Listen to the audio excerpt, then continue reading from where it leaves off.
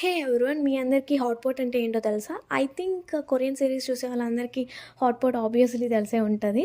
So మా ఇంట్లో Chinese అమ్మాయి ఉంటుందన్నమాట. సో తను యూజువల్లీ ఇలా అప్పుడప్పుడు హాట్ పాట్ చేస్తుంటుంది. ఐ థింక్ ఇది సెకండ్ టైం చేయడం. ఫస్ట్ టైం చేసినప్పుడు నేను తినలేకపోయాను, నాకు నచ్చలేదు. బట్ సెకండ్ టైం ట్రై చేసినప్పుడు నాకు అలవాటు పడిపోయింది అనమాట. సో ఏం లేదు, ఇక్కడ స్పైసెస్ కలిసిన వాటర్ బాయిల్ అవుతూ ఉంటుంది. సో పక్కన lettuce, prawns, fish and tofu ఇలాంటివి ఉంటాయన్నమాట పచ్చిగా. టోఫు ఈజ్ లైక్ పన్నీర్, కానీ మనం తినలేం. బట్ వీళ్ళకి మెయిన్ సోర్స్ ఆఫ్ ఫుడ్ వచ్చి మోస్ట్లీ టోఫే అంట, ఎక్కువ తింటుంటుంది తను.